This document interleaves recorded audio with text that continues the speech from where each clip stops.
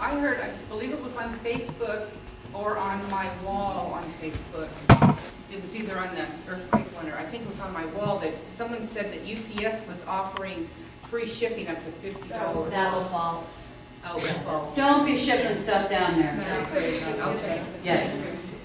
One of the easiest ways to donate is you can text Haiti to 90999. It's added to your phone book, Haiti. Yeah, they've raised over $10 million. When, say the disaster happens and Red Cross sets up an area for everybody to go to, what can you expect to see there? What's going to be there? Provided like medical care, security, bathrooms? Okay, I will take that in 1 second. I just want to tell you that Haiti text number is for the American Red Cross. There are also some legitimate other text numbers, legitimate from other organizations that I don't have the list with me, of course, but there are some other legitimate. Just really make sure if somebody tells you, oh, text Haitian to 20222 or whatever, just make sure that it's legitimate before you do it. The 90999 one is good. If this is about the texting, I'll take that. Otherwise, I want to answer that question. Okay. So the shelter, what happens once our shelter is up? We've got shelter cots. What you'll do is you'll walk in the door and you're going to be met by our client service people, and they're going to try to figure out, they're going to ask you some questions. Who are you? Are you okay? You know, are you injured? Because if you're injured, they're going to take a minimal amount of information and get you over to our nurse, or nurses, depending on how big it is. You've got family members. We want a good record of who we've got and where you're from and who's connected with you. You know, who you are. What that information, we don't give out your name, but we will be able to say Humboldt Hill got hit, or McKinleyville got hit. You know, we'll be able to say that. When you get there's an initial registration, and then you go inside and you pick your cot if it's time to sleep, and you just kind of sit, and people are usually pretty darn stunned. So that's what they're doing. And we have food 3 meals a day. At least one of them is a hot meal. The first day we set up the shelter, there have been times when they've been McDonald's, but they're hot. Because, you know what I mean? Because we haven't got our kitchen stuff together yet. There's going to be breakfast, lunch, and dinner. There's going to be security, and there's going to be nurses. And if there's a lot of kids, we'll eventually set up a child care area. It might be that wonderful woman in purple back there who asked all the questions might come to our shelter, and even though she's not a Red Cross volunteer, she's our child care person because she knows how to do child care. I'm picking on you, but you know what I mean? We need a place for them to be. Sometimes there's people who have special needs, and if it's simply walking, that's, you know, not a problem. But if it's other kinds of special needs that need people who mental health special needs or something like that, we'll call the Department of Social Services and get their help in working with them. If there's only 1 or 2, they'll stay at the shelter with us. If it's a big one, there may be another special needs shelter they would go to so that they get the specific kinds of care they need one-on-one in the moment. It's a lot of people helping people, and sometimes, and it's important that we keep communication up. If someone is very badly hurt, we will call an ambulance. We do not have surgical doctors there. We do not have people to write prescriptions there, but we can connect up. So shelters aren't fun places to be, but shelters are the place to be in an emergency when you have no place else to go. And they're 24/7. We let anyone and everyone in, except, unfortunately, non-assistive pets. And if someone causes a problem and they won't stop, we deal with it then, you know, because we need to try to make everybody as comfortable as they can possibly be. If you can grab your pack and bring it to the shelter with you, you're going to be that much more comfortable. Okay? Yes. We'll give you every Amber Alert from San Diego to the Oregon border, and it's this really strange sound that scared the junkies out of me until I turned it off and got a different one.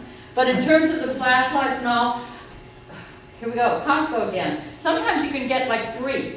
You know, they'll come in packs of 3, and that's what I did this last Christmas, is I put them in each of my kids', stockings. And so I like the wind-up flashlights because I don't have to worry about the battery. I like the wind-up, mine, and they have wind-up flashlights and radio, and it's even got, this one that I've got even has a blinker, so personal preference. No specific, we don't recommend any specific brand, just make sure it works. Yes. They also have shaking ones for people Yeah. that can't do the winding. Yeah, and the shaking ones, see, did you see this wrist? I can't do the shaking very well, so the winding Well, works you better. can do it with your whole arm, you don't have to just use your wrist. Right, so personal preference, shaking, the wind up, whatever. Battery. Right, or battery. It's just if you have the battery ones, you've got to make sure you check that.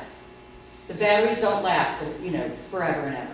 We have 15 more minutes, and I want to make sure I cover whatever people were here to talk about, or to learn about, or to know about. What have I missed? What have we missed as a community? Yes? I'm sorry, this isn't relating to that, but I just want to remind people, I noticed some people left early, so we do have the complimentary soup over in the Cafe. so please Soup, garlic bread. Soup, come over food. and have some. That's something we missed. Yeah. No, that. Anything, yes.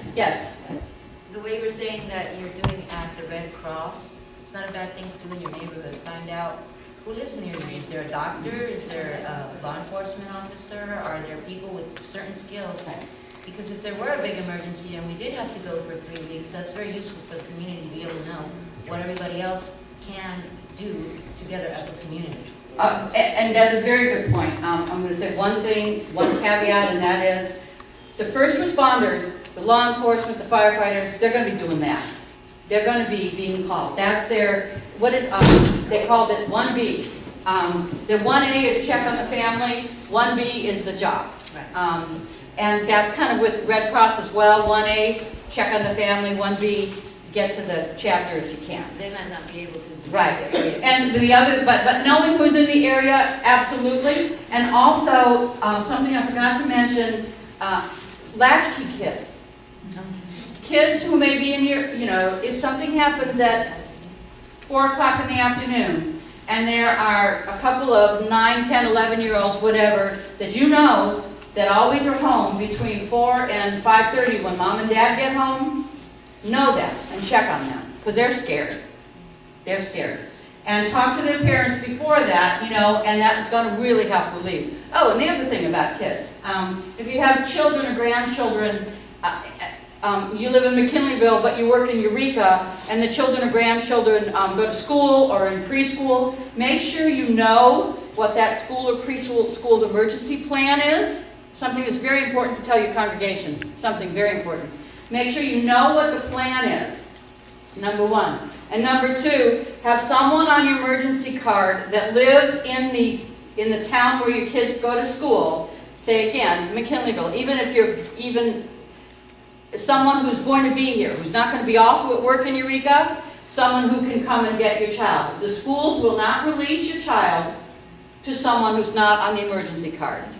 Your child, your grandchild, whatever. So be thinking about that. It's really going to help you, because you're not going to, if you work in Eureka and the child is here at school, you need to know what it is that their plan is.